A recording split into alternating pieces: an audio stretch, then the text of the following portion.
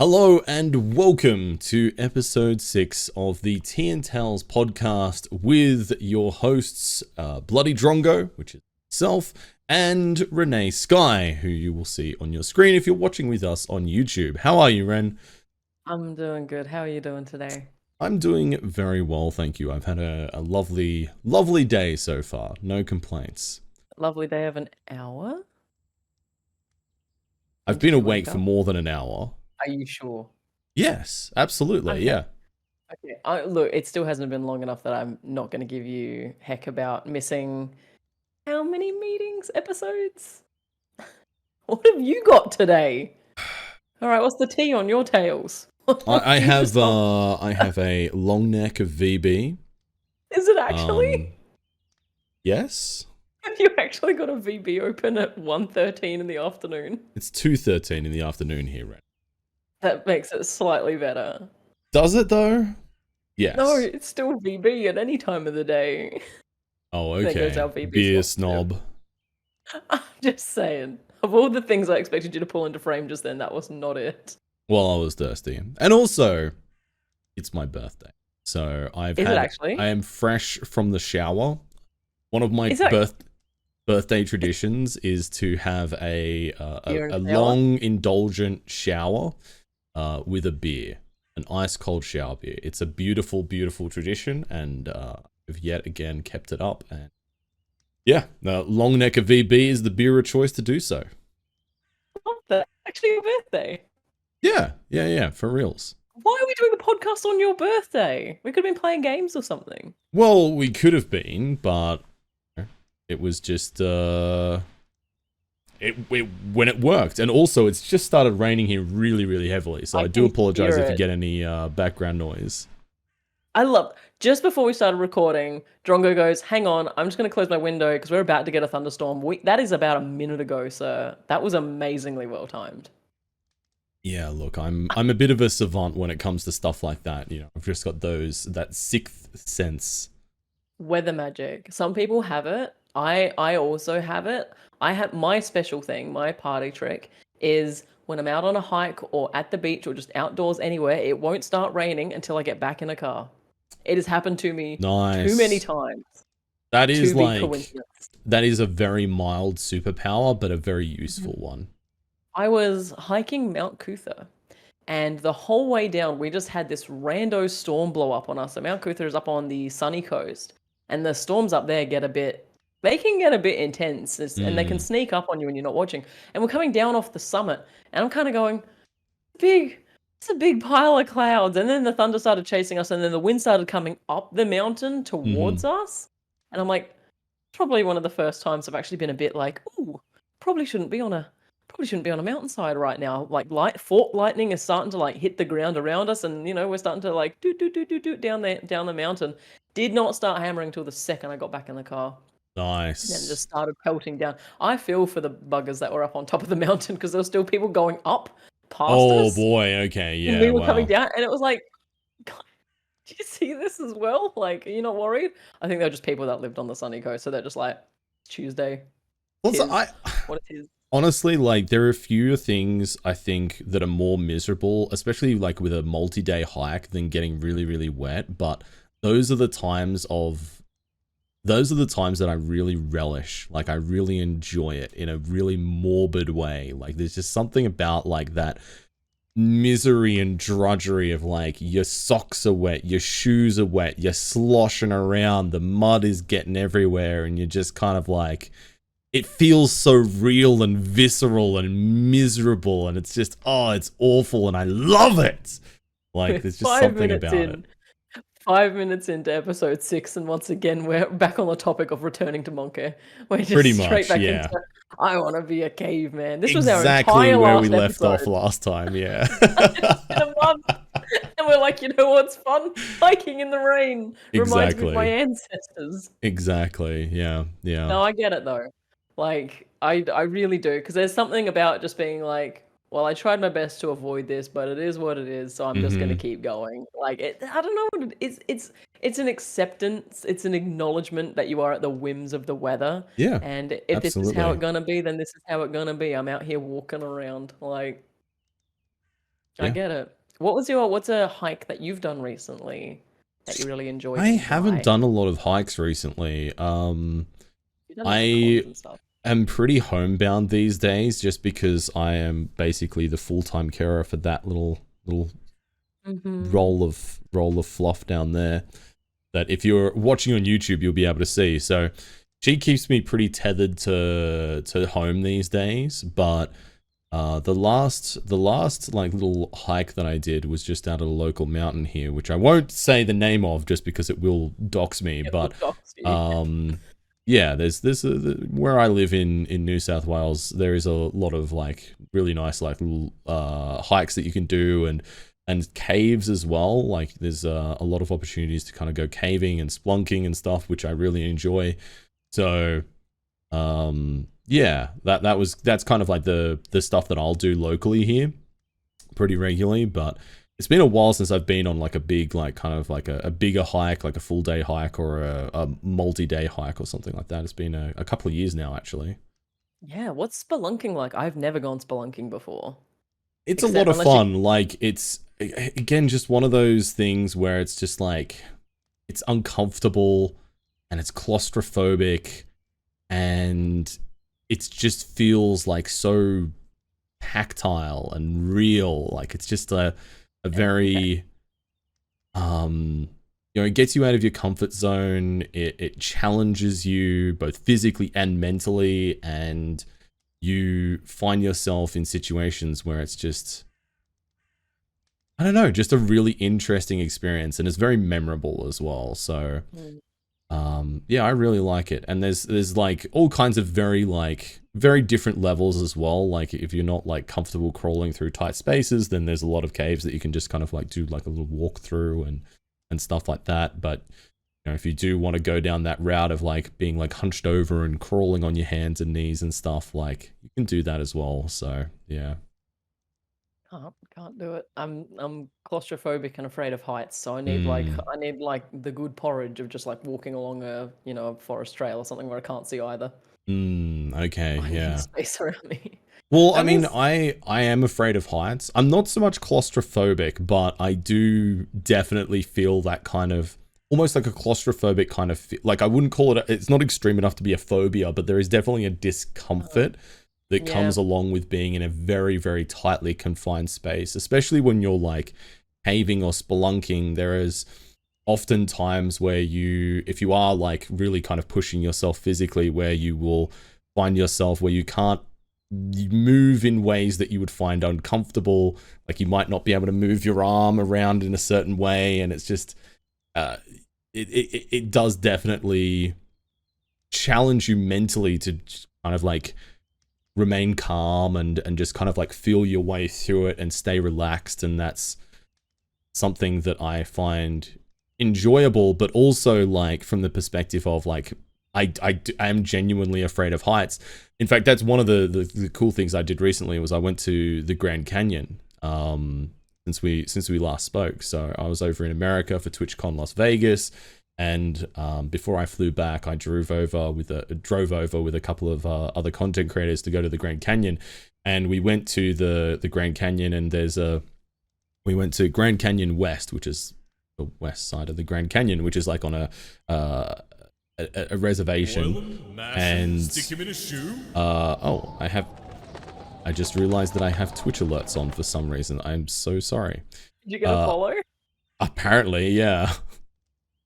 I've done that Uh, before too. Some follower just scares the rubbish out of you while I you're was just videoing like, wait, what? it.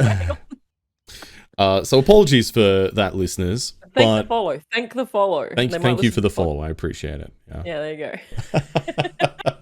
Grand um, Canyon West. yeah, so we went to Grand Canyon West, and one of the things that we did was a thing called the Skywalk, where basically they have like a big No. donut platform that goes out over the side of the Grand Canyon, and it's just one of those things where when I was younger, I was like absolutely deathly afraid of heights, and I would do everything I could to avoid it. But as I got older, I realized that I actually quite like adrenaline. And one of the really good ways of getting adrenaline is being really, really scared. And so Mhm. even though I kind of get like that, like the pins and needles kind of feeling in your feet and your legs kind of go a little bit kind of like jelly, just like, oh, this is uncomfortable. I love it. Like it's great. And so I was like walking along this skywalk and you know, hanging over the side to get a good look out, and like my head is like going in and out, just kind of like, whoa, just like my brain couldn't compute it, and I'm just like, man, this is great. Like afterwards I felt like $1,000,000. Like it was just like, it's like a natural high. Okay, okay, that makes more sense. That's Yeah. yeah. That's I've seen the Grand Canyon as well, Hmm. and I remember standing on the edge of it, and my brain just being like, "No, I can't compute it. It's too big. No, It it it's beyond it's belief."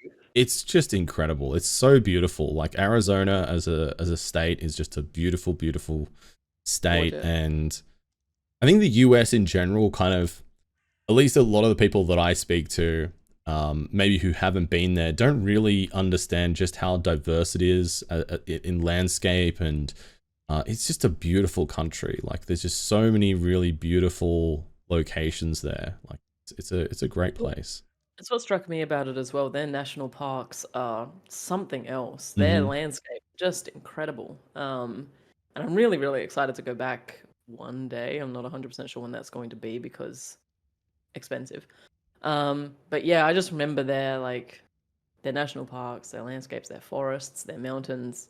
Everything about it was just it just cranked up to 11 kind of. Hmm. And I'm like, why do we don't really see any of this on TV? We just hear all the bad, but you guys are just casually hiding, like Zion National Park, Bryce Canyon National Park. Amazing, just incredible. I'm really, really excited to go see it again. So tell us about TwitchCon. TwitchCon Las Vegas. How did you go? Yeah, Tell us Vegas is a weird place. It is. It's It is. Have you been to you've been to Vegas? I've been to Vegas. I was 16, I think, and I have a very Okay. vivid memory of standing on a strip of carpet in a casino that was a foot wide in single file with my younger brothers while my Okay. parents tried out the pokies because we were underage, so we Nice. couldn't step off the little path that led through the casino. We'd have to walk like ducks Oh, along this path interesting. because a lot of the time it was the only way to get out of the hotel that we were staying in. So Yep. we did have to pass through licensed areas, but we were underage, so we were allowed to be on this one strip of carpet. It's like a really depressing yellow brick road. Yeah, right. Interesting. I don't know if they have that now. At least I didn't notice, but it's entirely possible. It's just not something that, well, I wasn't like It might walking just around with that being in the forefront of my mind. But I also It's didn't see also like, really possible that it was one of the hotel staff just having it on with us. maybe. Like 100% probably just pranking us, quite frankly. Yeah, okay. They are tricksters. Mm, I enjoy Americans. I really, really do. okay. Hmm. I do as well. I appreciate our American brethren. Um, yeah, Vegas is a really weird place. It's like it was the first time I've been, and I've been fortunate enough to travel pretty extensively, and I can comfortably say that I've never been to anywhere in the world.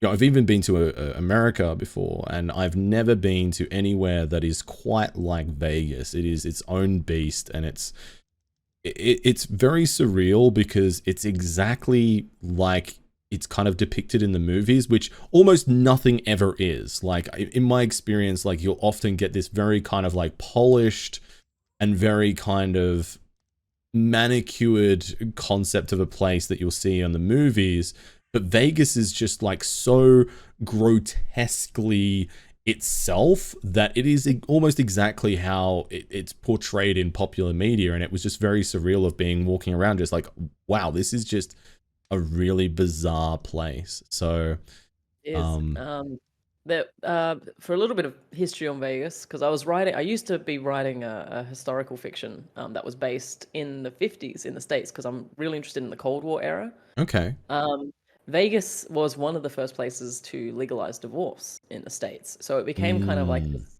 oasis of debauchery and divorce and people buying casinos to use the money for other purposes that maybe wasn't 100% legit. And it's this really interesting, like, it really does feel like something from like a story or a movie. It reads like fiction, but it's just this kind of place that's existed outside of other legislation, and it's really, really interesting.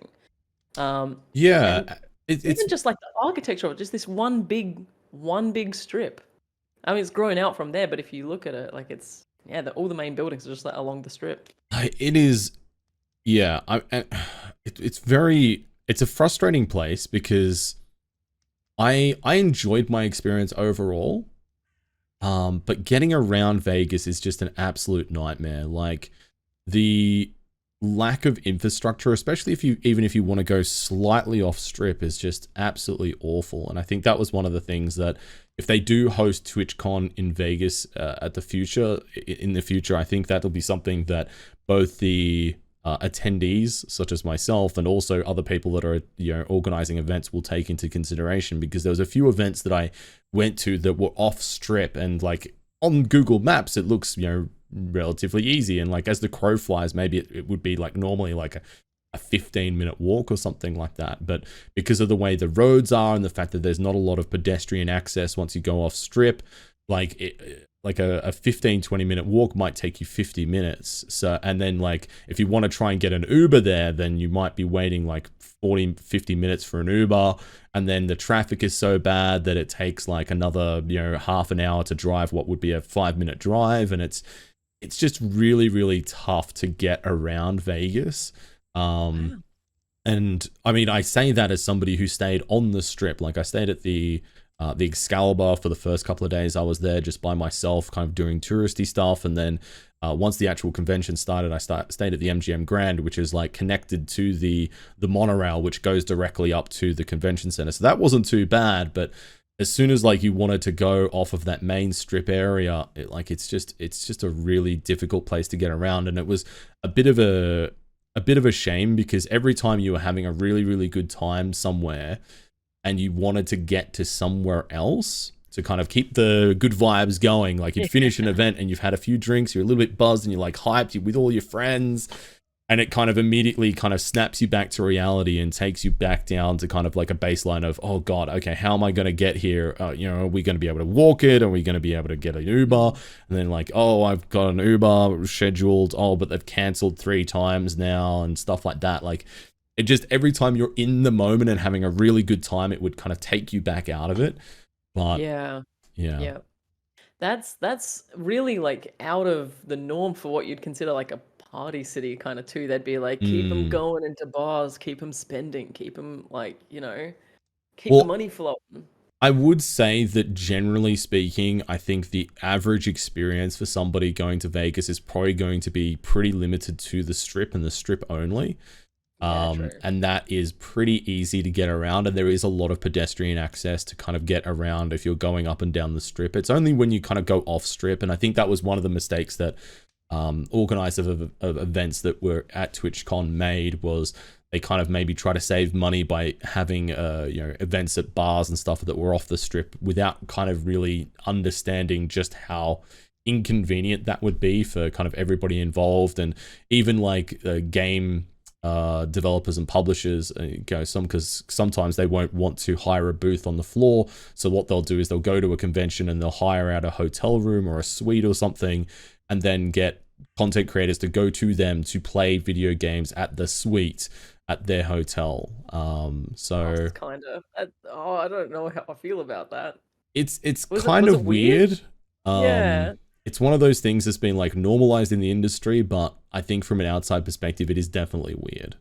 Because just every single like intuitive red flag in me just went off being like, no, no, no, no. Yeah. Do not be like some dude on a convention floor is like, hey, you should like, we don't have a booth, but we're up in like suite 706. You should definitely come up and play. Like, come up afterwards and it'd just be you. And I'm like, no, no, Yeah. no, no, no, Yeah. no, gosh, no.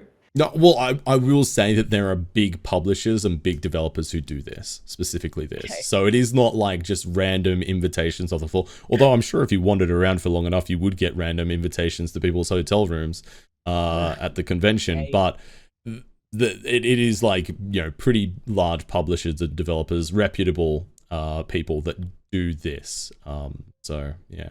Yeah, oof, yeah. I'm sure, like, when you're actually there, I'm sure it's a completely different context. I've never done any kind of con though. Mm. So I'm going completely off of your secondhand experiences there and what you were texting me, like, while you were over there. So Did I text you while I was over there? you texted me a few times, Oh, yeah. okay. And There you then go. one was actually a very sweet one saying it would be better if you were here. So I've kept that. I Aw. screenshot that and I kept it Oh, bless. because Wow. you're usually quite mean to me. I don't think that's true at all. I So what are think it you is drinking extremely- today? Oh, sorry. I have a protein shake. Nice. Okay. What flavor? Chocolate. I actually really like this one because it tastes like a Macca's thick shake. Mmm. Like they've genuinely Honestly, done a really good job. underrated though. Macca's thick shakes Macca's are thick shakes really are- good. Both chocolate yeah. and vanilla. Macca's thick shakes and Hungry Jack's thick shakes have been kicking it lately. I Like, don't think I've ever had a Hungry Jack's thick shake. I got one the other day because I was feeling filthy and I got Hungry Jack's breakfast and it was like double sausage and egg on a Turkish roll with a hash brown Jesus. and I was like, put a thick shake in it. Like I was That is getting a ready to go. breakfast of pure filth. My God. We were getting ready to go to a brewery, so we are going to be drinking all day. And I was like, put the grease in my belly. You went to a brewery after drink. Man, I would not be bold enough to like start my day out with like a milky drink and then go to a brewery. That is a bold decision. It was like the burger to like settle everything down. And I got a little one. Like when I get thick shakes, I only get little ones. Like if I had like a 500 mil thick shake, yeah, I'd understand the concern. But this is like a maybe less than 300 mil. Yeah, Of thick right. shake. And Just then, a little dose. Yeah, I was like, if I'm going to be drinking, especially beer, I want something in my tummy first. Because if I drink on an empty stomach, I get really, really sick by the end of the day. Yeah, that's wise. Yeah, and I was just feeling super stressy and like not 100% well. And I was just like, just food. I need yucky food. Yeah. But then it turned out to be really good. Like Hungry Jack's breakfast is not Macca's breakfast. Like, Macca's breakfast is a bit cookie cutter. It's a bit, I don't know how to describe it. Their food doesn't taste 100% real sometimes. Yeah. I haven't had Hungry Jack's in a long time, but I don't feel like I would say that there's a noticeable difference between the two for me. At least, I don't know. But I also don't eat a lot of Macca's either. Like, generally speaking, like if I'm going on a road trip or something, last time I had Macca's was when I went to PAX at the start of October. And I did get a road trip Macca's. You have to. It's tradition. It's tradition. Okay, I have a question for you. Worst McDonald's you've ever had, if you can remember any. Or it's just one meal you got from Macca's that like you unwrapped it and you're like, what have you done? Like, what is this? Or you had it and it made you feel really sick. Oh man, I don't know. I don't remember. I'm sure I've had plenty of bad Macca's over the years. I can't think of one like standout thing on the top of my head, but I feel like you're leaning into a segue of one occasion that has traumatized you to some extent. It was a New South Wales Macca's. I don't know whether or not to name and shame them, but they do have a big dish. Parks, New South Wales. Parks, right. I was driving from Brisbane to Adelaide with Wallace, and we were pulling all-nighters to get to Adelaide. Disgusting drive, by the way. Hated it. And we stopped and got breakfast at Parks, and it was not good, but I had a large coffee. And as I'm driving along, the coffee's burnt. It's not good, and I start getting really queasy. And I'm driving and I'm drinking my coffee, and after every sip I'm going like, because it's hurting my stomach. And Wallace starts trying to take it off of me, and I'm going, no, I paid for the big coffee. I need the caffeine. We've got so much further to go. So it ended up with fisticuffs over this very large coffee that was really, really gross. And that put me off Macca's for a couple of years, actually. I didn't eat it for a couple of years after that because the experience was so like burned into my mind that I was doing this awful road trip from Brisbane to Adelaide, not by choice. And for most of that, had like a really queasy tummy due to this really badly made coffee. So yeah, I think it's every time I travel internationally, I'm acutely aware and reminded of the fact that we are just such coffee snobs in Australia. Like, how was the coffee? Oh, awful. Coffee in America is terrible. Coffee in every country is terrible. Like there's like very few places that actually have palatable, decent coffee. I thought for sure Morocco would have good coffee. No, I've not been to Morocco. So they might do. I can vouch for Moroccan coffee. It's not good. I mean, I've been to Italy, and I mean, Italian coffee is decent. But I'm sorry, Italy, your average cup of coffee isn't that good. I'm gonna throw down a spicy take here and say that like, I'm watching our subs fall off right now. I mean, Jeez. it's okay, and there are like a few places that are really good, but I think the average quality of a cup of coffee in Australia is so high compared to just about anywhere else in the world that I've been, that it's just not comparable. Like you can go anywhere in the world, and if you try hard enough, you will find a decent cup of coffee. However, when you're talking about just the average, like you walk in, you go to a new place, you will find a much better cup of coffee in Australia than anywhere else that I've been. I would say that as well, that Turkish coffee as well is generally pretty good, would be in my top 5, top 3. Yeah. So, but yeah, I still think Australia is number 1. And it's one of those things where like, whenever I talk to people that are overseas and they're just like, we don't believe you. We've never heard of Australian coffee. What do you mean? What are you talking about? It's just like, bro, like seriously, you don't even know what you're missing out on. You have no concept of just how bad your coffee is. Just don't come here and don't try it, because you'll ruin yourself forever. Leave it. Don't flowers for Algin on your taste buds by trying Australian coffee. I've heard that Australian coffee culture is really fantastic, and I'm just like, I'm racking my brain for like when I've tried coffee in other countries. I've done Morocco, Spain, Portugal, and France. Mm-hmm. I don't recall. The only coffee I kind of remember thinking about was Moroccan, because I was super excited for it, and then it was just brown water, and I was like, oh, like it suffices. It gets the caffeine levels to where they need to be, but it's not fun. No, it's not an enjoyable experience. It's like, okay, I'm just getting my medicine down.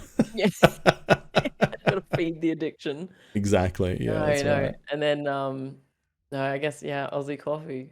I just kind of always, I guess I take it for granted. My dad's a coffee technician, and so he's got like a nice big machine in his house. Mm-hmm. So every time I go over, I just kind of like slide up to the breakfast counter, and my mum's a cook, so she's cooking us like eggs Benny and cinnamon scrolls, and dad's on the coffee machine. So I've got like a cafe at my parents' house. God, that sounds so good though. Dad, I'll have a coffee, and there'll be one made, and I'm just like, this is sick. And now I'm just realizing that's probably like a top tier quality coffee, and that's probably I haven't recognized my coffee privilege in a while. I need to be more aware of that. It's really good. Australian coffee is really good. I have recently been gifted, yesterday, I've been gifted a bag of coffee beans from one of my viewers on the sunny coast. He met up with my housemate Horbit, who's having a sword forged through him, and also gave Horbit a bag of coffee beans for me to try. So they're in my freezer at the moment. I'll grind them up tomorrow and try some coffee, homegrown on the Sunshine Coast. Homegrown beans. Homegrown. For real? Yes, wow. Yes. Okay, that's going to be very interesting then. You can't have this viewer. His mind. He's too talented. Wow, that's very interesting. Wow. So I'll report back, because like I opened the bag to like get the excess air out as I was like rolling them up to put them in the freezer, and just I got like the waft, and they just smell like perfectly roasted. Oh my god, there's just something beautiful about the smell of like a freshly roasted bag of beans. Back when I used to work at the bank, I had a client who I helped finance a startup, and it was a coffee roasting business, and like I used to love going around there to their little roasting facility and just walking around. The scent is just, it's unbelievable. You have that rich aroma. It's like nutty and chocolatey and just, it's too late. It makes my mouth water just thinking about it. It's just so good. We're so addicted. Yeah. But it is so good. And I don't think there's any better smell in the morning than freshly roasted coffee. It just sets you on a it's a special thing for sure. Okay, so what have you been up to since we last spoke? Because I mean, obviously I've been away gallivanting, globetrotting around. You've been keeping busy. I feel like I haven't done anything, but I've done heaps. Yeah. So Beasts of London is still in its editing phase. I'm also training our junior editor, who has recently joined Sky Nation Publishing, on that manuscript. So it is taking a little longer. I meet with her once a week. I've got to reschedule tomorrow. I am taking a little bit longer with the manuscript because I'm sitting with her and I'm like, this is why I edit the way that I do. I'm making this change because of this. What would you put in here? So there's training going along with it. So it does take a little bit of extra time, especially if I'm catching her up on parts of the book. On the side of that, we've started discussions on design, so that's not scheduled to start until January. Proper drafting and everything like that, but we're starting to gather materials. I'm also starting to gather up all the financial data for Tales of Ale and Chainmail to kind of evaluate how we went with that release in June this year. Just having eyeballed the data, I do think we've made a loss at this stage, or it's more accurate to say that we're still in the red, which is really not unusual. How far we are in the red is going to be what I find an interesting metric. But books do eventually, usually, typically, 80% of the time, along the line somewhere put themselves in the green just through continued sales.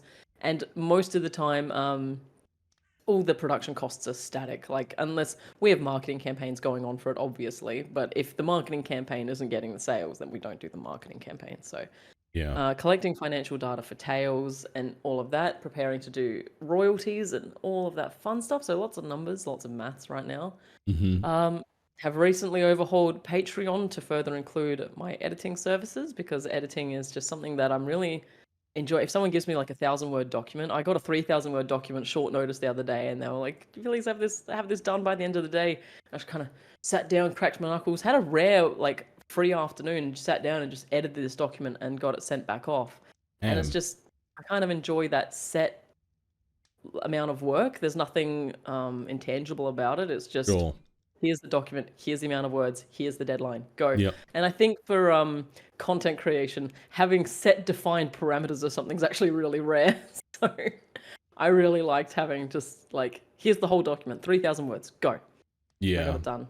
So, I think that's one of the things is like, especially with the live streaming content, there's not really a fixed end date or fixed end goal that you're working towards. It's just constantly being on the treadmill and just trying to churn along and just trying to keep things fresh along the way, just adding in new little bits and pieces just to try and keep it interesting and engaging. So I can definitely see the appeal in I guess confined scope projects and stuff like that.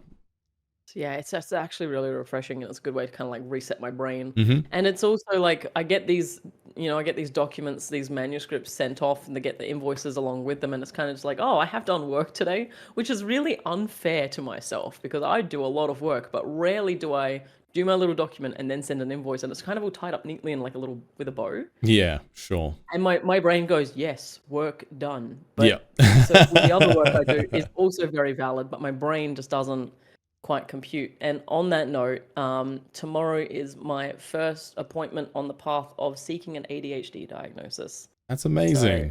So I'm so nervous. I'm really worried that, like I said to you on text, I'm really worried they're just gonna look in my ear hole and be like, nah, she's just brokey. Like it's defective model. We're gonna have to issue a recall. just Sorry. deal with it. But no, it's something that I've been meaning to do for a while, and like, ironically enough, I just kept forgetting to make the appointment, or I couldn't focus long enough to do the research. So it's done. I mean, that sounds kind of ADHD to me. Yeah, great, fantastic. It is remarkable to me that we've got this process in place. Like, I think Australia is marginally better than the rest, some of the other parts of the world, but even so, like from friends that have gone through that process, and in Australia it's very time consuming and it's quite expensive, and it's just a really difficult process to go through, and it's structured in a way that I think makes it extremely difficult and unapproachable for people that are trying to get that diagnosis. Like, it's remarkable that they've designed, like, it's, hey, we've got these people that may struggle with organization, motivation, being able to kind of like adhere to like strict appointments or remembering to attend appointments and things like that. It's just like, okay, like it reminds me in a way of just like, what genius figured out that we were going to call a condition that where you kind of have trouble pronouncing S's a lisp. Like, whose cruel idea of a joke was that? Like, it feels the same sort of vein. Yeah, I understand why it has to be such a long process at the moment, but I don't know how you could simplify it. I guess until I've gone through it, I don't have any kind of feedback on how it could be done better. Yeah. So I don't know if people are interested in hearing about it. I genuinely don't know what the conclusion of this is going to be. It could be very anticlimactic. I could Mm. go and see my GP tomorrow, which is the first step, and she could just be like, "What are you talking about? Go home." So it's very possible that and then I'm going to run into that little roadblock and then I've got to work my way around that and go back and be like, "No, please stop billing me for these appointments." Also, yes, help me, please. I'm struggling.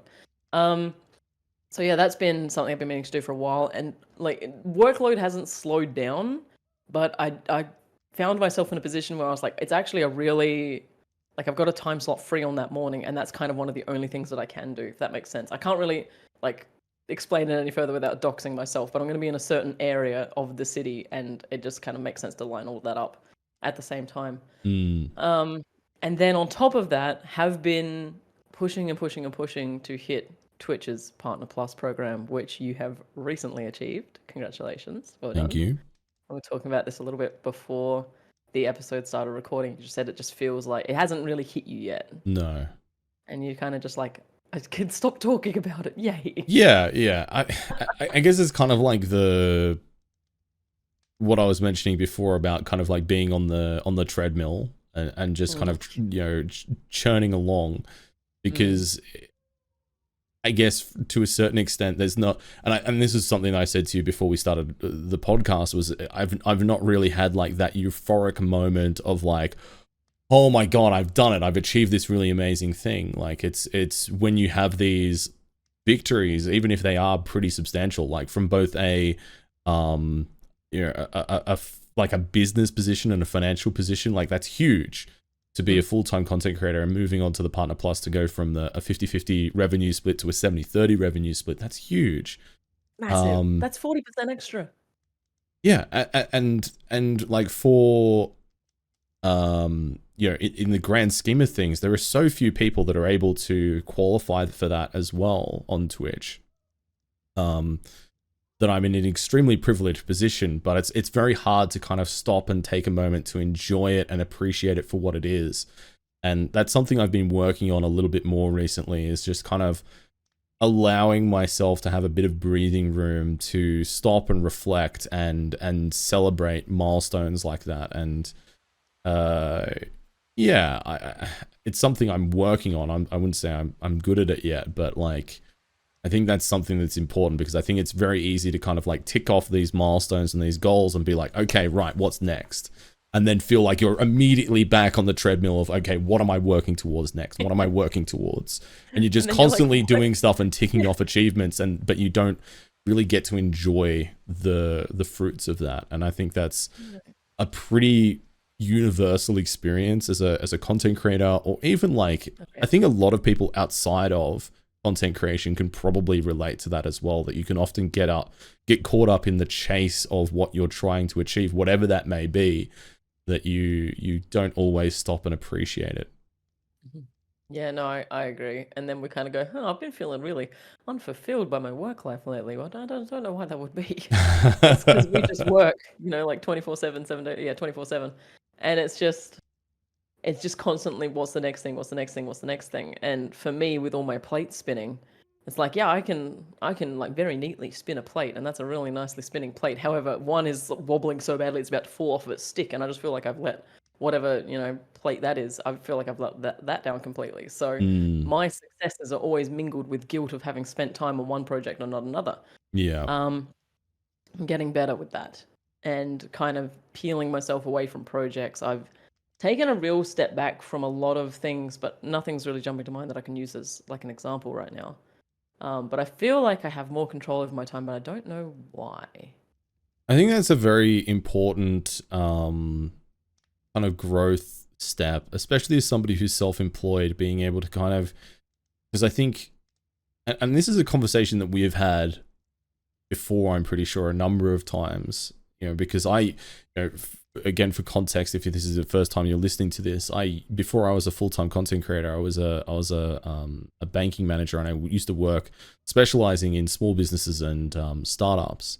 And so I would work with a lot of startup businesses, and a good portion of those people are people that have been doing it for a short time or doing something for the first time. And And one of the things that you almost universally see for self-employed people is that you go through that initial stage of feeling like you need to be involved in everything and have your fingers on the pulse and have your finger in every single pie and be involved and be doing the plate spinning directly yourself. And eventually, once you get to a certain stage, you need to start releasing the reins and, you know, entrusting other people to be able to take over things to a certain extent and relinquish some of the control. And that is a very, very difficult thing, is to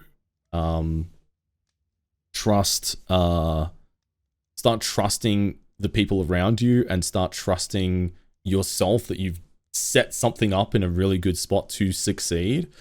And it's a very difficult, like, growth milestone. So I think recognizing that to begin with, that you need to kind of like adjust and allocate your time more accordingly is a really important thing, because, you know, you're only one person, and a lot of the time, if you're a business owner and you're kind of leading something, you're the one that needs to be driving things forward. So if you can kind of focus on the stuff that's going to drive things forward, and not get bogged down in doing all of the nitty gritty little stuff that can be, you know, that isn't as valuable to you, I think it's really important to do that and focus on managing and allocating your time appropriately.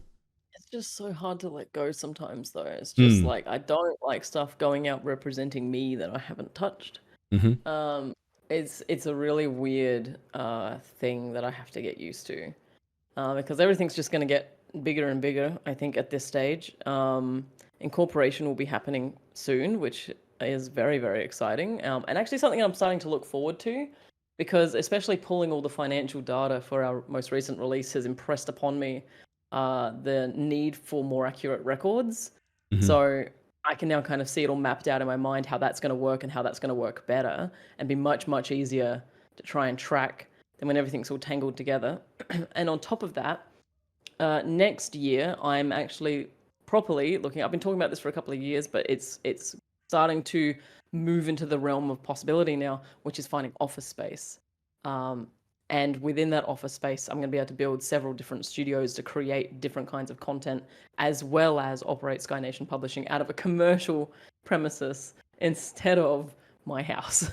Yeah. which will be great. And I'm really excited to have that separation of work and home. And I'm really excited to see what studios I can build, because I've been really loving the idea of streaming D&D. On top of that, I've started getting into Warhammer. Have you? Okay, this is news to me. That's very interesting. I've started getting into Age of Sigma. So not 40K. Okay. The Sigma just seems to be more my kind of style, my kind of genre. Whereas Warhammer 40K makes me a bit sad. Everything's very grim. It's very grimdark. Yeah. AOS is kind of grimdark, but it's a little bit more polished fantasy, high fantasy. Yeah, exactly. And I was watching some guys play like a Warhammer game the other day on their table, and they had like a really good setup, and I'm like, man, that's cool. Like I kind of dig making that kind of content, I think. So I've got to get I'm making sure that this isn't a new hobby that I'm like latching onto, because I tend to go through these phases where I'm like, oh my god, this thing, and then I spend a bunch of money on it, and then I just lose interest in like a month and like put it down, which is really great for content creation. Yes. It's not so good for my bank account. No. And so I'm just, before I commit to like buying an army and like putting the army together and painting the army and learning how to, you know, run it, I'm making sure that I haven't just latched on to a cool YouTube video. Yeah. But I really like the idea of building like a little Warhammer streaming set in my offices, and I'm just really excited to have space beyond this tiny ass room. That's so interesting to me, because in the entire time that I've known you, like, you have a very large community, a lot of whom absolutely adore the Warhammer universe, whether it's fantasy, AOS, 40K, whatever it is. And I've known you as somebody who is adamantly, almost out of spite, it feels like, being like, no, I am not going to enjoy this. I refuse. The fact that you want me to enjoy this thing only makes me want to not enjoy it even more. How dare you? So it's genuinely like low key, like a little bit exciting that it's finally happened. Like the door has been cracked open. There's a foot in there. It's a jar now. It's so wonderfully nerdy and dorky, and I love it. And I've Hmm. spent a fair bit of time over the last week. I've spent a fair time like painting minis and putting minis together, and I've been Have posting. you? Oh my god. You know what I've been doing the last What? last little while? I've been painting minis. Have you really? What Yeah. hobby do you have? I did a mini painting stream the other day for the first time. But what for? Like what minis? I have some 40k minis. Okay. Well, Yeah. Grey Knights, I don't which are actually know like those ones. big, like they're big, like they're kind of like the humans. They're like space marines, but they're Okay. like the ultra religious zealots that specialize in like hunting down demons and stuff, That's kind of cool. See, which it's, is it's kind of just cool. it's wonderfully nerdy, and I for one really like hobbies that get me away from my computer. Yes, So that's so sitting there, important. Like having something that kind of like gets you not on the computer doing things, because man, like we could be swallowed up by it. So having something that is like physical in front of you that you can enjoy is, I agree, it's important. yeah, it's resulted in some really unflattering photos of me where my glasses are like down the end of my nose, and I'm kind of like tongue between the teeth, like trying to get some little bitty, yeah, yeah, basically that. I've got one that I'll send to you while I talk. But it's been a really interesting kind of experience for me. I've really enjoyed, I guess, just like learning about the painting, because I didn't think Hmm. that I'd ever like kind of be able to get into the painting at all. Oh my God, where is this photo? Oh God, there you go. I'm sending it to your DMs. Okay. Um, I didn't think I'd enjoy it, but I actually like don't mind putting it all together. Plus, I get to use a scalpel to like when you get them out of the little plastic Oh, I grip love thingy. this. You look so serious. You've got like your ultra focus face on. This It tiny is little dude together. it is fascinating that like we've not spoken about this. Like we've barely like we've exchanged a few messages over the Yeah, last 2 months, but we it's not like we've spoken regularly on the same basis. And yet I've not painted and put together minis in like probably 10 years. And and now yet we've we've both just managed to like coincide the, I guess for me, like the reintroduction of the hobby, because when I was like a young, like a late teens, I used to collect a little bit of Warhammer, and you for the first time getting back into it, and it's like the same week period. Like I it's so literally cool. last night, hang on, I'll show you. I'll show you what I've been painting. Do it. I'm so excited. Oh my goodness. Don't y'all get any ideas? I'm not getting into 40k. It makes me sad. Everyone in the Horus Heresy needs a cheeseburger. Age of Sigmar So is good though. for those of you who are watching on YouTube right now, this is the little guy that I painted on stream the other day. That's great. Yeah, so painting was always the part that I really enjoyed, and then last night I love I the painted the texture on the basic camera. stuff for these three here as well. So they're going to be something I work on for the next little while. These are not done yet. These have just got the basic colors blotched in, and then I'm going to do and then a wash over them. So I'm just going to go in and do the highlights and everything like that, and pick out some of the colors and get a bit more, a bit more stuff in there. But like, yeah, it's just really a nice relaxing thing, and it's just something else like creative, and it occupies both the hands and the mind, which I really Mhm. enjoy. And plus I can put on like a podcast and some music and something like that and listen to it, and just have that kind of background audio as well, which is That's nice really too. gonna freak people out, as if they're painting Warhammer right now and listening to this podcast. You know what? There probably is.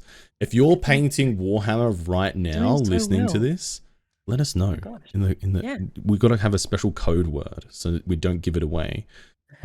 What should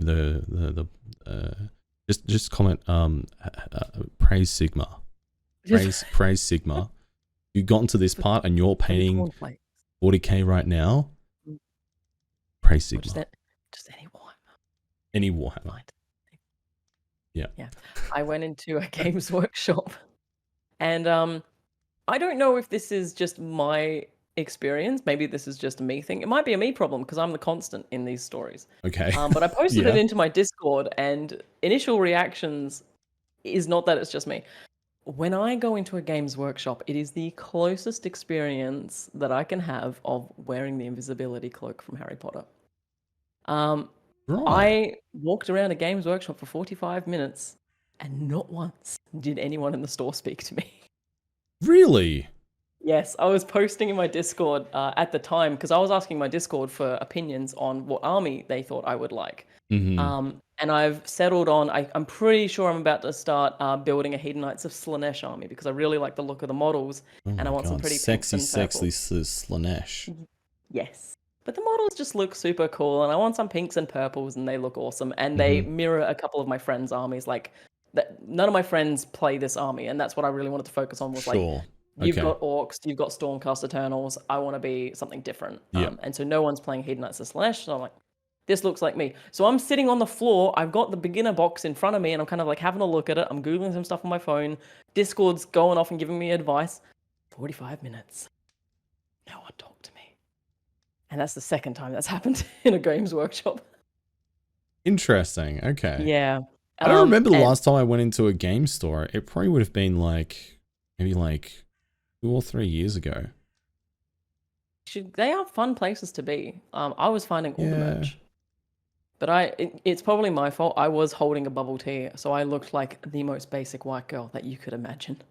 Were you like So rocking your Ugg boots and stuff? You got your Uggies I on? didn't have Ugg boots on. I had Vans. Just from Okay. like Ugg boots for out of the house, right? Little Sure. basic white girl Vans. Yeah, my Vans, my bubble tea.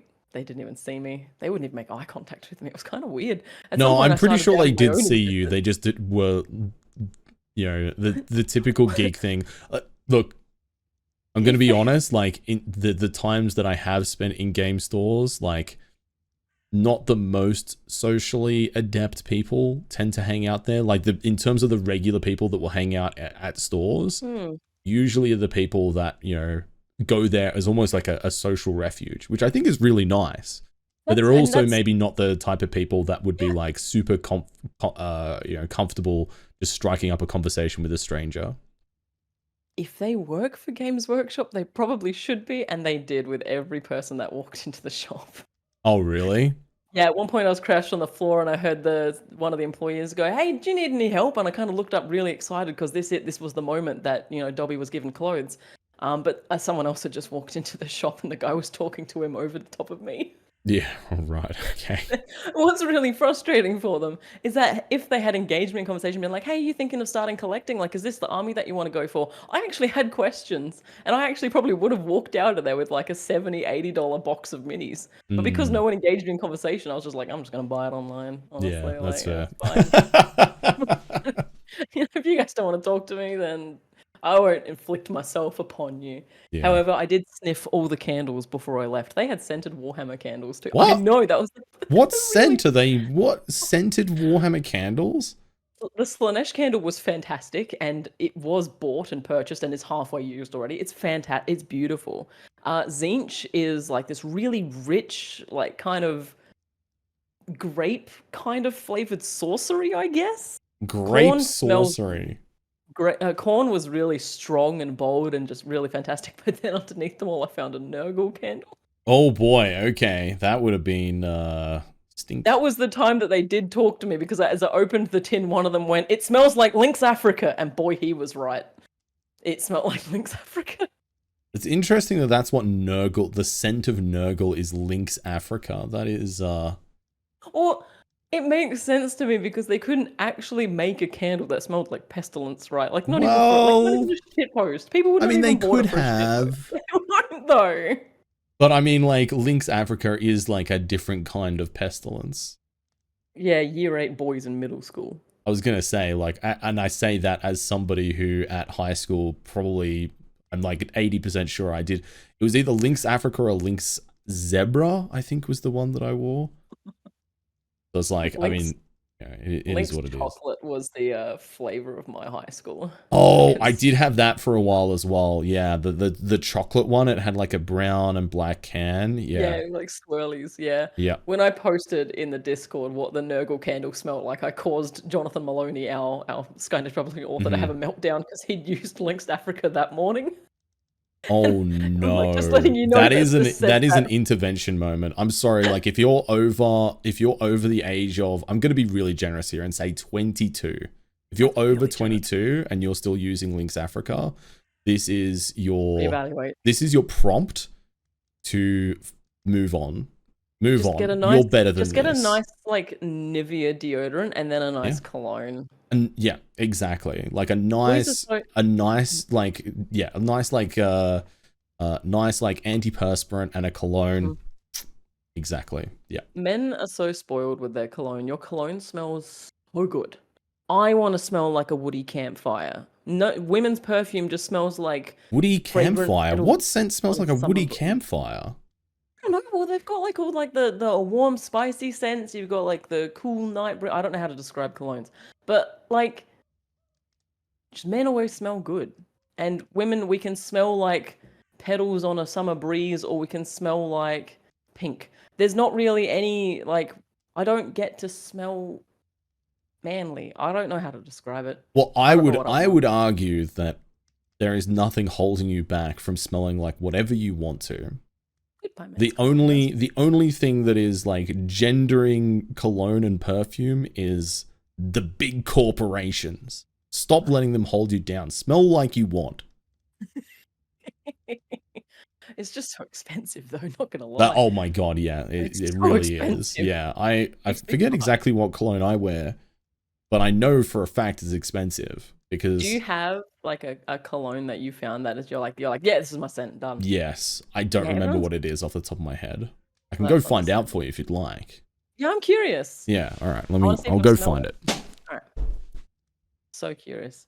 Oh, hello. If you're on YouTube, you are being blessed with dog cam right now. And it's honestly amazing. You can find these episodes in video format on YouTube. If you're on YouTube, hi, how you going? You can also find these episodes over on Spotify. It takes me a long time to put them up on Spotify after YouTube. So maybe I'll do Spotify and then YouTube just to change things up. So this is Armani Code. It's a very very like Nice. low key looking bottle, but it smells great. I love how this smells. What's the top note? Yummy.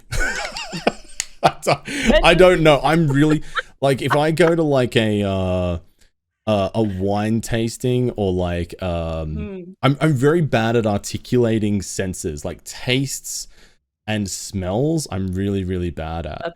That's not just you. I don't look. I'm a wine snob, and even when they're like, "It's got notes of blackberry," I'm like, "Wine." It just tastes. It tastes like good. wine. It tastes good. Yeah. Like I'm Also, the same. Like I have a yeah. very discerning palate in that respect. Like I know what I enjoy. Mhm. But ask me to describe the finer notes, I'm just like, bruh, it tastes good. Like, what do you want from me? You could honestly make shit up, and if you say it confidently enough, people will believe you. Also, I was laughing at the idea of an Armani bottle just saying top note, yummy. Yeah. But Armani, I could imagine that costs a pretty penny per 150 mil. I mean, this has lasted me for over a year now, so I do get a decent amount of mileage off it. It's around, I think it's around $200 for a bottle, so it's definitely very expensive. Here we go. I'm just having a quick Google right now just to give you the cliff notes, but it's a woody aromatic fragrance, apparently. So it has the nose behind this fragrance is Antoine Massoudinier. The top notes are bergamot and bergamot leaf. Middle notes are Irish, clary sage, aldehydes, and orris. Base notes are tonka bean and cedar, which is basically a lot of words that I don't know what they exist. Bergamot is a flower that's actually an Earl Grey tea, so I can kind of actually picture what that would smell like now because I love Earl Grey tea. There you go. For the other stuff, I have not a clue. It's also worth noting that I don't think women's perfume actually has a recipe like that. Ours is just like, it's in a heart-shaped bottle. How pretty! I'll go and get my perfume. I feel like that's probably not true, right? I'll have a look. Hang on. So, while Ren's gone, you should definitely go and check out her channel and help her on her journey to Partner Plus. Consider, if you're already subbed to her channel, consider upgrading your sub. Yeah. Oh wait, are you still talking? Sorry. No, I was just talking to the listeners while you were gone. That's all. Don't worry. Sounding them twice, probably. Okay, it's worth noting that mine is in the girliest bottle you can ever imagine. Oh. Just picture like the most stereotypical girly looking perfume bottle and you've got it. Okay. If All anyone's ever right. I'm seen this picturing before. it. I'm picturing it. My eyes are closed. I've got it in my mind. Are you going to show it to the camera and then I'm going to open my eyes and be like, oh, wow, it's exactly what I pictured. I'm holding it. Oh, wow. It's actually exactly what I pictured. It even has like the golden top. Wow. It's got It's a the little pinkish heart bottle with a heart. with a crayon. Wait, it's a crayon, did you say? Crayon, a crayon. Oh, a crown. Okay. Sorry. You don't enunciate your Crayon. words. A crown. Oh, it's a crown. And a nice ring. Very And nice. then yeah. So this is Vera Wang's Princess. And Okay. it smells, I don't know how to describe the smell. I'll see if I've got a nose on mine as well. Hang on. But I found this scent in 2017 and this is what I smell like. Okay, all right. But while you're searching for that, what is the one word that you would use to describe that? And bear in mind that I've already used the word yummy. Oh, like cotton candy. Okay, all right. All right. So it's got the kind of like that sweet scent to it. I personally don't enjoy scents that are very like overly floral. Oh, you're going to hate this. Oh, Mine boy. does have fragrance notes listed I thought on it would. Never... You know what? They take this stuff so seriously. Like, it would have amazed me if that wasn't a thing that exists. All right. Top notes is apple. No. Water lily and mandarin meringue. Mandarin meringue. That is so specific. The middle notes, what's the top between the top, middle, and the base? The middle note is golden apricot skin, Tahitian tiara flower, and dark chocolate? Absolutely not. What planet are they sniffing this? Dark chocolate, my ass. No, the others I kind of believe, but dark chocolate, that palette's way off. Base notes is vanilla. Actually, vanilla is probably like what I would say is like definitely it. Amber and musk. Yeah, I'm not a big fan of musky scents. This isn't a musky. I hate musky scents. This isn't musky at all. Yeah, I don't know. It kind of upsets me. Water lily and mandarin meringue, yes. Golden apricot skin, sure. And vanilla chiffon, sure. Dark chocolate, I don't know what planet they're sniffing things on, but it's not this one. That doesn't smell like chocolate at all. Yeah, but right. It's very well, there you go. And I love it. But it's in a little heart-shaped crystal bottle with a crown on it. But I still love it. It's the girliest thing I own, I think. I don't own many super duper girly things. I'm not like other girls. Sorry. Oh dear. Oh dear. No, I'm not that rich, to be honest with you. Girly stuff's usually really expensive. Oh, it super is. It super is. But at least you get good milestone. Like I feel like a good cologne, much like a good, I don't know, I'm sure there's other examples of things that are like a little bit more, like a good pair of shoes. Like a good pair of shoes. They're a decent investment. You're going to get a good amount of mileage out of them. They might be a little bit more expensive, but you're going to get good usage out of them. Yeah, I'd agree. They just add to your life in a good way. And plus, like, the way that I would rationalize, like, I think I got this as a birthday present. Like, I usually, this is something that I would say, like, I don't know what I would need, like, as a birthday present. But if I need one, then something like this, where it's like, oh, it's a little bit more expensive than what I would normally be comfortable purchasing for myself, and it's also something that I'll definitely use, that makes a great birthday present.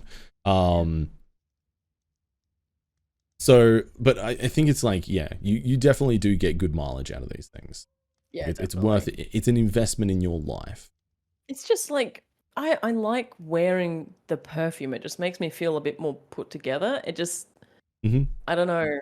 It's hard to describe it. It's almost really comforting. I really like smells, which sounds strange. But you watched me at the beginning of this call fumble around with a stick of incense for like 15 minutes. So, I did, yes. Yeah, I'm really smell oriented. I don't know. And so like, I think I really discovered that when I was dating a lot, because people smell weird.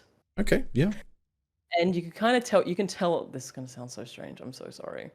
I've heard the meme that women have like really sensitive noses, and it's true. But how someone smells tells you a lot about their life. If they smell good, Okay. then it kind of indicates to you that they've usually got good hygiene, which is usually Hmm. indicative of other good traits. They Absolutely. wash their Yeah. clothes regularly, they look after themselves, they take a personal, like they take pride in themselves a Hmm. little bit. There's, like, I'll wash my hair, I'll shave, I'll wash my clothes for the date kind of thing. If Yes. someone doesn't smell great, that's like the minimum standard, like space standard that you failed to Okay. have hygiene. So yeah, I kind of really realized that while dating a lot, just like the Mm. way that people smell told me a lot about their lives, and basically, in some ways, how serious they were about the date as well. If someone True. smelled really good, they've used some of that $200 Armani bottle. So, like, but if they didn't, then it's kind of like, well, you didn't even put cologne on for this date. So, Yeah. how invested are you? I Not think very. I don't know. This is like, citation needed, but I feel like it's also one of those things where like scent is like one of those low key things where it's I feel like there's like I don't know. Again, citation very much needed on this, but I feel like at least I've heard that it's like, if you find somebody's scent attractive, then it means like from a pheromones perspective that you're compatible, and if there's not that there, then maybe it's you're not really going to work out together. Like I don't know. Yeah, I don't know if that's the way that someone makes themselves smell through shampoos, soaps, and cologne Oh, and, sure, and perfume. absolutely. But if it's like their like natural body odor, because that's I think probably what I don't know where I'm going with this. I don't know. Actually, no, I've seen on Married at First Sight they make all the women sniff the shirts, don't they? I've not watched Married at First Sight, so I don't I've know. only watched it through Friendly Geordies. I Okay, can't say that I've gotcha. watched it either. No, I had to watch the Cliff Notes version of it basically so I can hold a Are you conversation are in my you a head. shirt sniffer? Not dirty shirts. Okay. I'm not a dirty shirt sniffer. Yeah, That's sure. really hard to say. Um, I am just I That like is good that is going smells. to be the quote title. No! The quote title for the thumbnail. Are you a shirt sniffer? A dirty shirt sniffer. I'm Here's not a the dirty biggest. snort sniffer.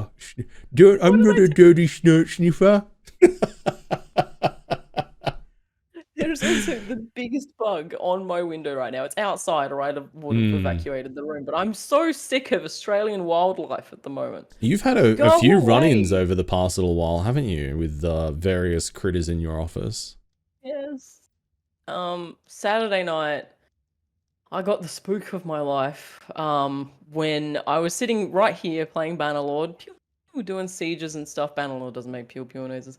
And then from behind the monitor on the wall, which is it's roughly less than a meter from my monitor, and I can touch my monitor like this, so it wasn't that far away from me. A huge huntsman, actually, it would have been about the size of my perfume bottle, Hmm. went up the wall, just Hmm. all of a sudden, and because I was live on stream, it got clipped. So I just leant into the curve and just put it everywhere on TikTok and everything. You can see my thought process across my head, which is, what is that moving thing? That's a spider. And then I just leave the room. I've never seen myself actually exit stream that quickly. No. I No, was I've just not even gone. seen it that quick either. No, I screamed for my cousin. Mm-hmm. Um, and what's funny is if you listen really, really closely to that reel, um, if you have the sound turned up, he's actually already in motion because he heard me do the first initial scream, which is a very mangled no. I don't know what I was yelling no at. Yeah. Um, and he's actually already on the move. And then when I call his name, you hear like this, and it's that he's standing up from the kitchen table. He's already ready to go, pushing himself back from the kitchen table on the like it's the chair across the floorboards to get down here because he's already heard me in panic and been like, "Oh, that's not right. Hang on, I'll get down there." So he Yeah. was already on his way to me when I called out. And then I think the next like 15, 20 minutes of stream is me pressed against this wall holding a Mandalorian helmet because he wasn't sure if the spider was going to be on stream, and he doesn't want to do a face reveal. So whenever he's on stream, he has the Mandalorian helmet on. So he came down with the helmet on, couldn't see the spider, had to take the helmet off and give it to me. Luckily, the spider stayed over that side of the room, so we didn't have to do a forced face reveal. I would have just turned Mm. stream off. But then the spider had gotten scared. I wasn't aware of this at the time because I was pressing my face into the wall and pretending I didn't exist. Um, But the spider was getting scared. It was intimidated. That's fine. So apparently it was like rearing up at him, and he was having to try and like calm it down, and me because I was still kind of screaming from time to time. But that Yeah. was when I realized that my spider fear has gotten really, really, really bad because that is all none of that was I kind of wish that was staged. I kind of wish I'd had some control over my behavior on stream because I was dressed like a dag from like the waist down. Oh, I think I was just in like a black singlet and these shorts. But it's not exactly the most flattering outfit, and there's me just like bouncing all around my streaming studio, and I had like mad body dysmorphia that night. So I was not wanting like from here up to like this is all I wanted to be seen on stream. Yeah. And instead I'm like curled up like fucking Gollum on this chair, just panicking. And it wasn't good. Bless. And everyone's kind of like, I feel like that was a genuine reaction. It really was. I couldn't have done that any differently. That was horrific. I left the house that night because I Did was you? like, Oh. I didn't stay here. And then every time I thought about it, I'd kind of get like you a little bit like weak-kneed, like, but not that fun adrenaline kind. I'm not looking over the Grand Canyon. I was reliving that. I can't even picture it. Yeah. I can see where it crawled up the wall. What I hate is that it must have been around my feet at some point. Yeah. My feet are down that side. Ooh. And I hate also that it's just thrown fuel on the fire when other people are just like, I can't believe you live in America. How did you get to 30? I'm like, Wait, what? Wait, Australia. Sorry, I can't believe you live in Australia because the wildlife, blah, blah, blah. Did you It's just like, forget what country you live in? yeah, I did. I was thinking of the Americans because the Americans are usually the one to give me shit. And then I'm like, sure. Yeah, you guys right. have wolves and bears. At least the stuff that kills us is small. Is that better? Yeah, because you can kill it with like a shoe. What are you going to do? Step on a bear?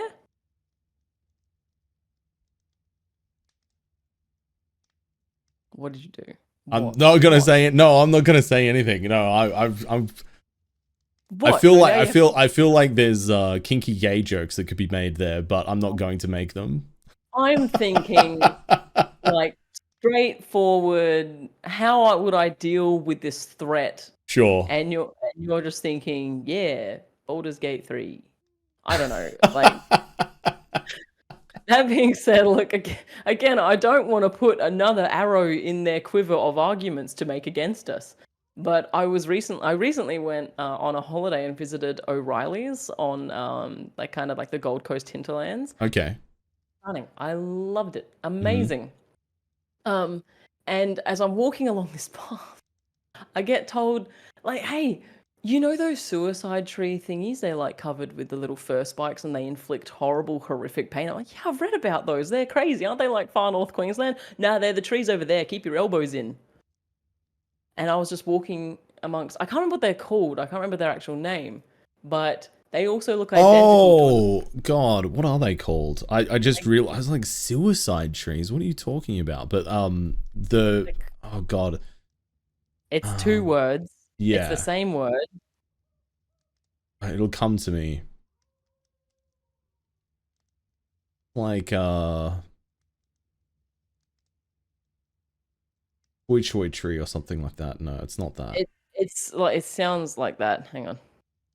Because it's like so to give context to Ren's how she referred to them originally, the urban myth is like that there's the sting from these plants is so painful that if a horse is stung by it, it will try to like throw itself off a cliff rather than live with the pain. Like they're apparently exceptionally painful to be stung by. It's the Gimpy tree. Gimpy. Yeah, there you go. Yeah. So they look really similar to another tree. Like they're identical to another tree that grows in the area. And the only way to know the difference between them is the Gimpy tree will have holes like eaten in it around like the spikes. Because insects, for some reason, they're just like, this tree is the shiznit and we're going to eat it. And so the only way you can tell is they've got like these big leaves that are covered with those little spikes. And if you brush up against them, that's what causes the pain. But those leaves will be just like all holes, basically, just eaten. So that was like, I'd never seen them before. I went from never ever seeing them before to kind of keeping elbows tucked in because they were either side of the hiking trail. Yeah. That was I was like, oh, okay, that does kind of suck. Like, you can't really just walk through this rainforest. You kind of got to be Yeah. aware. Yeah. I mean, I think in general, like being in Australia is very much not different from anywhere else in the world in a lot I of agree. respects, because it's just like, yeah, sure, we've got different challenges, but it is what it is. No, I agree. I think it's just become a bit of a meme. I'm not 100% sure where from, but like I've seen other insects and stuff that aren't Australian that would have had Hmm. similar reactions to the one that I saw the other night. It's Yeah. not just Australia, and that's the first like really big spider I've seen in years and years. Right. So Okay. Gotcha. yeah, it's not an everyday. I think that's why I responded. I think that's why I reacted so badly because it just Hmm. really came out of nowhere. Like I've had no time to get desensitized to them because that was a real shock for me. And I haven't seen a snake in like about a decade. So, and it's not like I don't like live only in the city. I go bush a fair bit, and it's just I don't know. I think people sometimes have the wrong idea about this country. I say, having just recently shared a TikTok of me running for my life from a spider. You know, I guess. yeah. But I mean, like you said, like America has bears and wolves. Hmm. There's the Brazil has like all kinds of crazy Ooh, stuff, like anacondas and poison dart frogs and stuff like that. And the UK has chavs, so it's like it's a whole thing. Like every country has their. delivery of that was so smooth. Thank you. It was Well, either I was trying to decide whether I wanted to go chavs or roadman. Like it was one of the two. Roadman. Yeah, yeah, yeah. Like oh, so roadmen in the UK are kind of like essays to us. Gotcha. They're kind of like your kind of like wannabe gangsters in a way, sort of thing, or Do are other gangsters, countries I guess, in some essays? considerations. Sorry, Yeah, okay. Do other countries have essays? Like, will they no, know what no, they're... that's like an Australian thing. Like That's an Australian thing. that's Okay. like that's a very like iconically Australian thing. The essays. Okay, because they've only cropped up recently, and I've already had enough of them. They can stop. Well, I think they've been around in Western Sydney for a fair while now, but it's Western been Sydney it's is its own ecosystem, oh 100% is, but it's also not like representative of Australia as a whole. it's That's something like the that's spread beta a little branch bit of more, I would Australia. say, like essay Yeah, culture. I think so. Yeah, I recently came across a gang of them in somewhere south side of Brisbane, and they were all around on their little scooters. Hmm. And the one that just got me was the kid riding around with he had what looked like a drink bottle holder that like went over one shoulder and like supposed to be for like a drink bottle like here, Oh and yeah, instead he yeah, yeah. had a can of degreaser in there for sniffing. Nice, nice. That's like, my guy, my dude, you are 12. That is not gonna help you. That's instead of a water bottle, just a can of degreaser. Yep. The non-cynic part of me was like, maybe his scooter needs it. Nah, that Yes. kid's starting fires, 100%. Oh dear. Or sniffing it, or both. Like, oh man, yeah, it's bad. It's really bad. Um, but I genuinely don't remember essays up until like maybe like a couple of years ago, maybe like Hmm. 7 years ago. Yeah. Right. Okay. Interesting. Maybe I just didn't hang out around enough train stations. Possibly. Yeah. I think Mm. it's one of those things where you kind of have to go to a suburb, but I also think that it is like essay culture in Australia has kind of grown a lot. Like I think there's a lot of disadvantaged and disaffected youth that are just looking for some kind of like social and cultural identity, and something like Mhm. that is something to latch onto and kind Yeah. of be able to be part of something and feel like someone and know who you represent. Like, and that's kind of like one of the things I always try to remind myself of whenever I like have these like encounters with people. It's just like it's uncomfortable, but it's also like try to at least try and be, I guess, a little bit compassionate towards like, they're just trying to belong and they're just trying to find their way, even if they are like sometimes just being dickheads, you know? I really hope that they get to their 20s or their mid-20s and they look back and they just go, "Oh, that was I remember those days. They were cooked." Like, we all did dumb shit when we were kids, right? Oh man, absolutely. Like I still frequently stay awake at night thinking about the cringy things that I did and said when I was like, 15, 16. It Oh just my won't god. let up. Like, ugh. It just won't let up.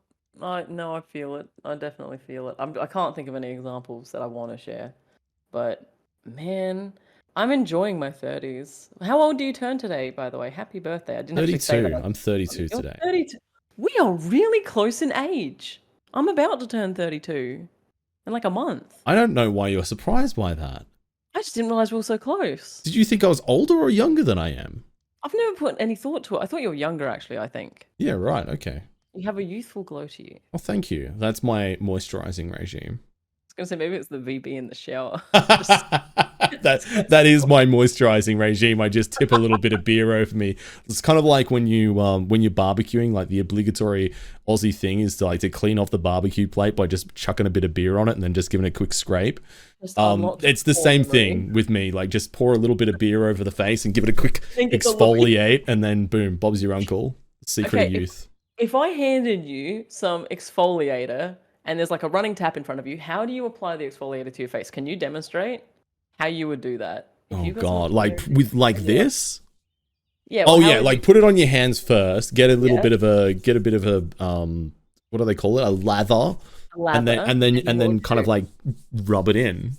Okay, that's too normal. Every single man that I've handed exfoliator to for some reason or another, or exfoliator was one of the times, and that was the time that Wallace got himself banned from it, unsupervised. Because they get it like this, and they go for a lather, and then without a joke, they kind of hesitate, and then they just go.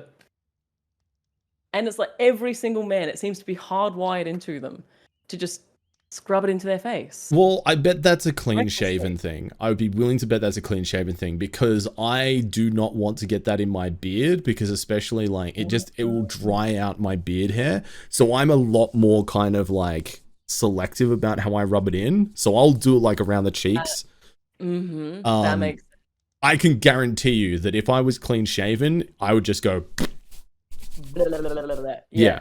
Because I mean, why bother around? Don't be pressured about it. I'm not going to be worried about my eyebrow hairs drying out. Have to be careful because there was one time that I caught Wallace using my very it was exfoliator for like skin. It needed extra exfoliator. It was like turned up a notch, right? Okay. He came out of the shower one day as red as a tomato because he'd like rubbed the top layer of his skin off with it. Oh Jesus! And from then on, he was banned from it, and he still is.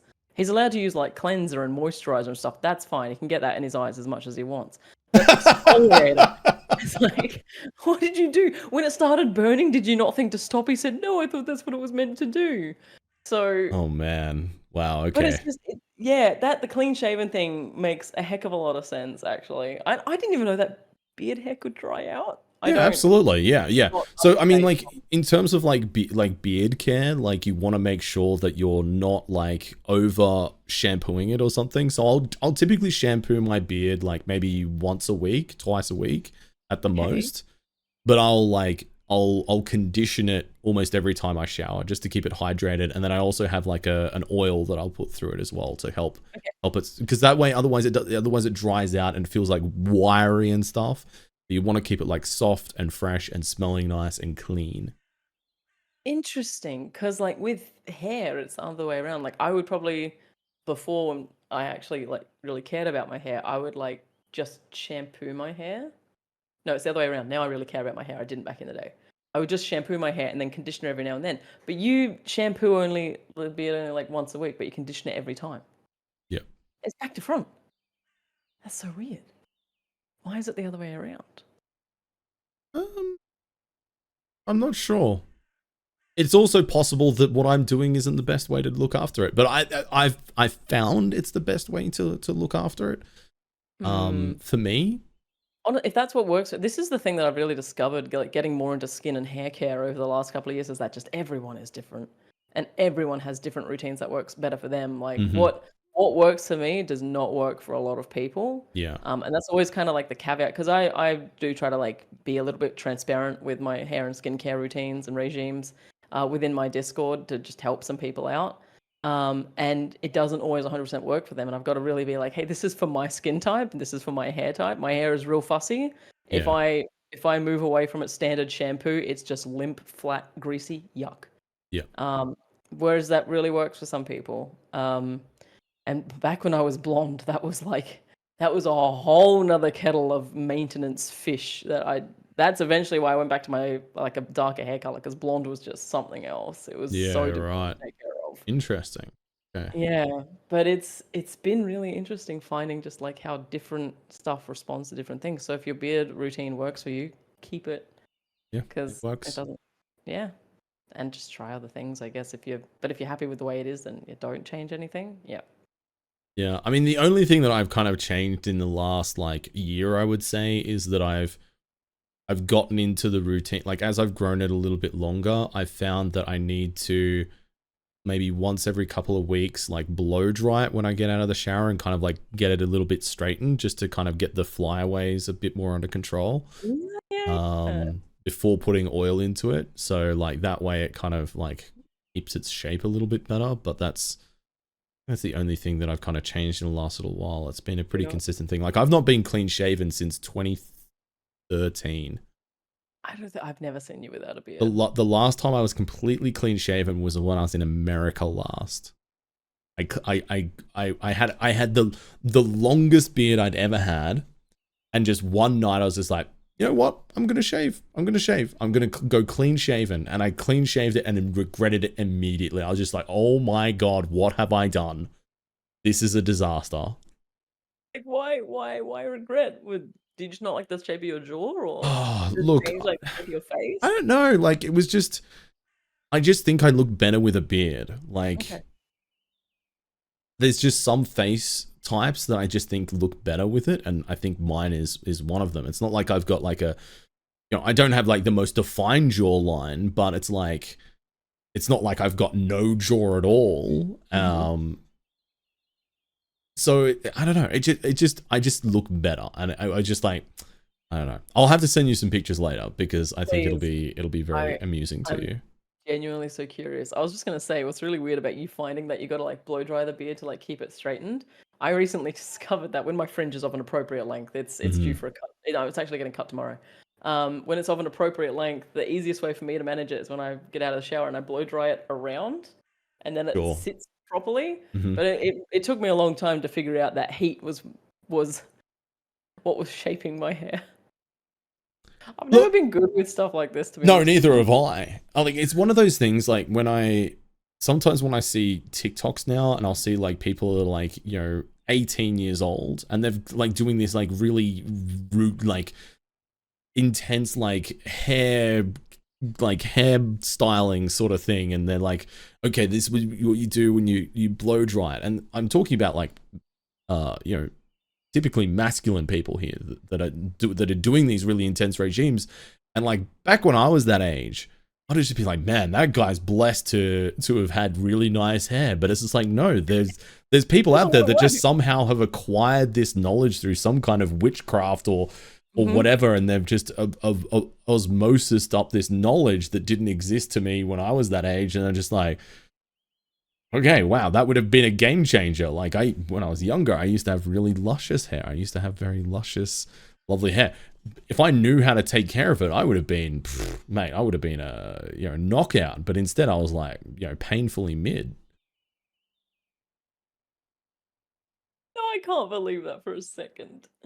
But I know what you mean. I'm still learning stuff like as a grown ass woman like that. I'm like, oh gosh, I feel like I should have known this maybe 10 years ago. My first brush with needing skincare. I don't think I've ever told you this story. Okay. I met up with my friends for lunch one day and I was feeling a bit rough. Like I'd had a couple of drinks the night beforehand. I'd kind of like looked at myself in the mirror before I went out and I was like, yep, last night's makeup, good for today as well. And then it wasn't. Okay. And I went out for lunch with my girlfriends, and one of them was studying. She was in beauty school, and one of our other friend has gone off to go and order, you know, like our arancinis or whatever. And my friend turns to me And we'd been having like this kind of deep conversation before we broke in to go and get food. And my friend turns to me and she kind of like looks into my eyes. And then she kind of like runs like her knuckles down my cheek and she goes, "Can you do me a favor?" And I was like, "Yeah, anything. What is it?" She goes, "Can you start using some vitamin C in your skin routine?" Because my freckles were so bad. Renee, we love you very much. We're gathered here because we love you and we want the best for you. This is a skincare intervention. I needed it. Because then I started using vitamin C moisturizer and it like cleared up my skin a whole lot. Like my freckles are a lot more manageable now because Wow. apparently vitamin C just kind of mellows them out a bit. In summertime, I will just freckle out again, but Yeah, right. that can't be helped. But yeah, vitamin C is really fantastic for like the bags under your eyes and everything. Oh so my god, dude. I have the most pronounced bags under my eyes. It's Vitamin C. crazy. Vitamin C. Okay. Vitamin C, you can get it from Woolies in moisturizer form. It fits nicely in a handbag, and then you can just under the Yeah, eyes. right.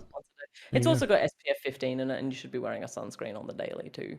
Mm. Because it's Well, I mean, I don't go outside that much.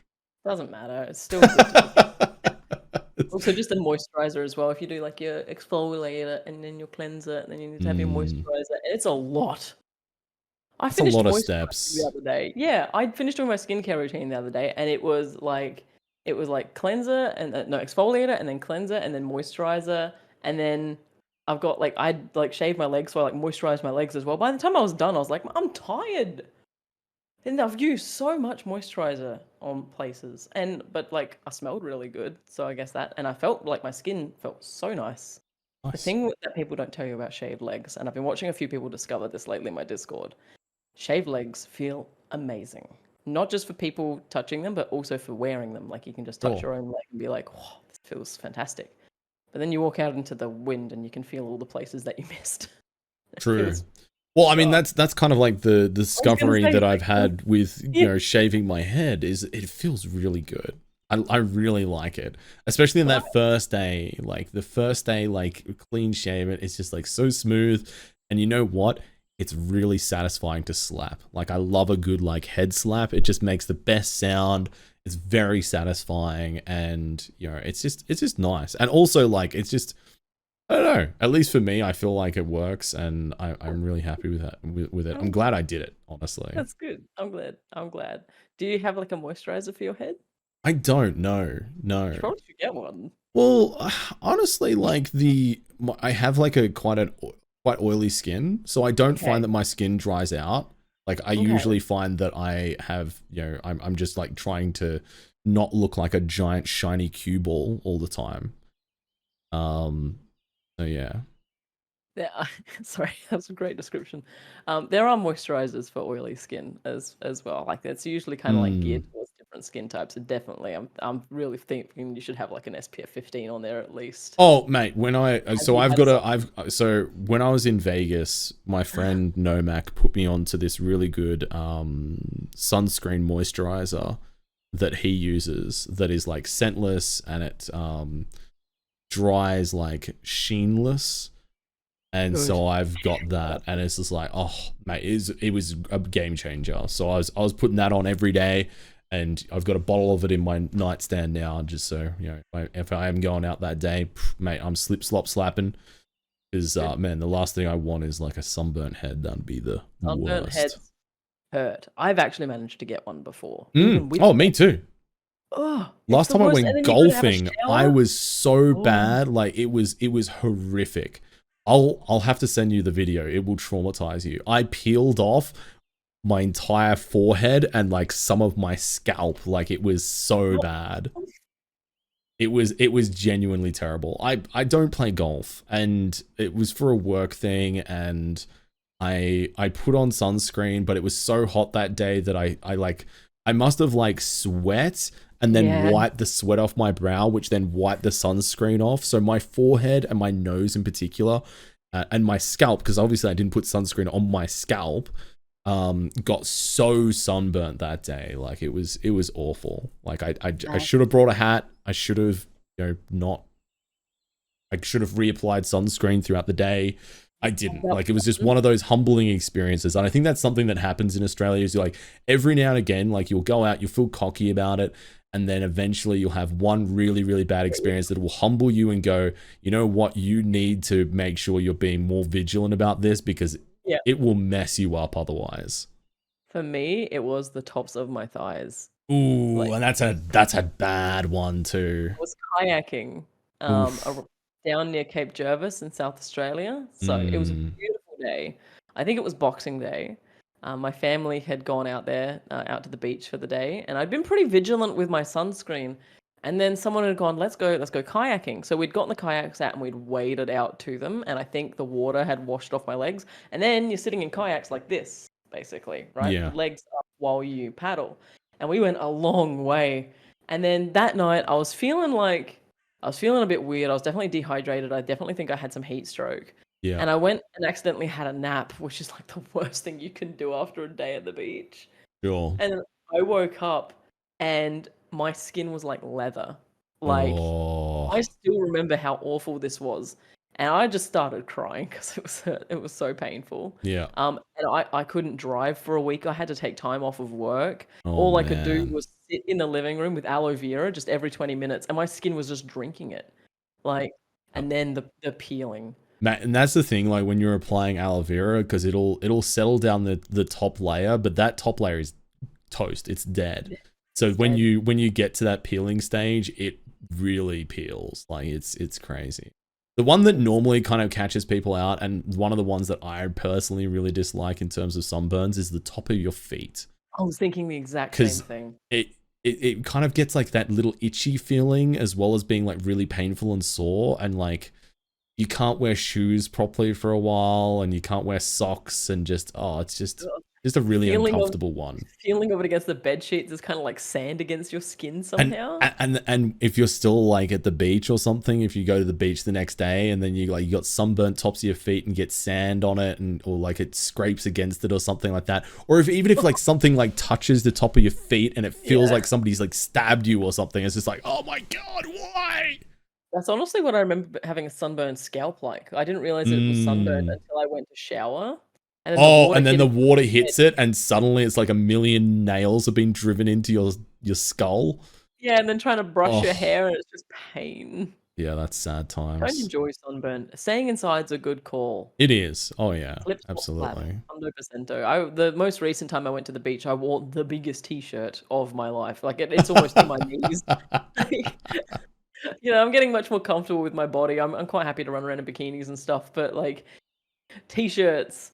Yeah, that t-shirt saved me a lot of pain that day, I think, because it covered my arms and the tops of my shoulders and all the way like up across here. Yeah. I kind of just looked like I was running around in a pillowcase. I did not care. I did not get sunburnt. I am nearly 32. I'm done with sunburn for dumb reasons. Yeah, so absolutely. Yeah, couldn't agree more. Well, I mean, I think it's been great, kind of talking about self-care secrets with you and stuff like that. But I think that's going to be to wrap up the episode now. This has been a long one. It's definitely probably been more of our like more free-form meandering chats that we've ever done, but hopefully you enjoyed it. Yeah, I don't think we actually had like any topics to really discuss today. There's nothing really dire going on in the industry right now. Our projects are kind of just bumbling along. We'll take a little break over Christmas, but then we'll hopefully come back in 2024 with a bunch of new books for pre-order and ordering. So there's nothing really to report there. Hoping to move into some premises maybe next year. Lots of things. One of the things I want to build in that office, by the way, is a podcast studio, and I would love to do a Tea and Tales recording in that'd that be podcast. Very cool. Yeah. That'd be pretty cool.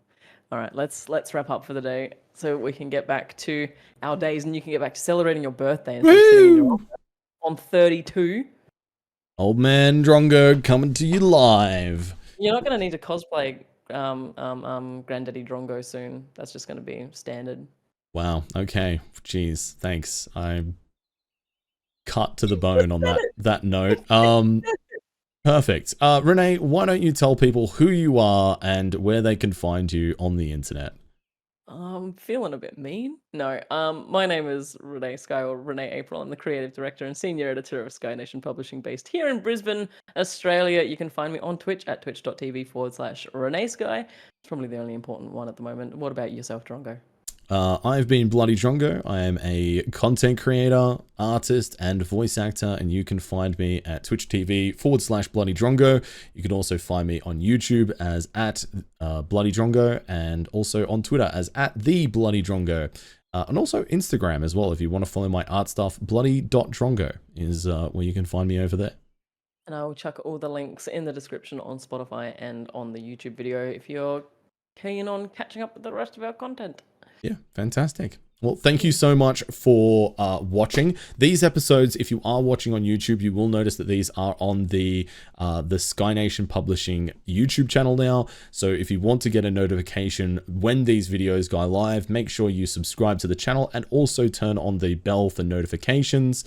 Thank you so much for listening, and remember to comment the secret phrase from earlier if you have not already. Remember What it was. Praise Sigma. Sigma. Fantastic. And also all right. slip, slop, slap, put your sunscreen on. And slip, slop, slap, everybody. This is it. Signing off. Thanks for listening. Bye.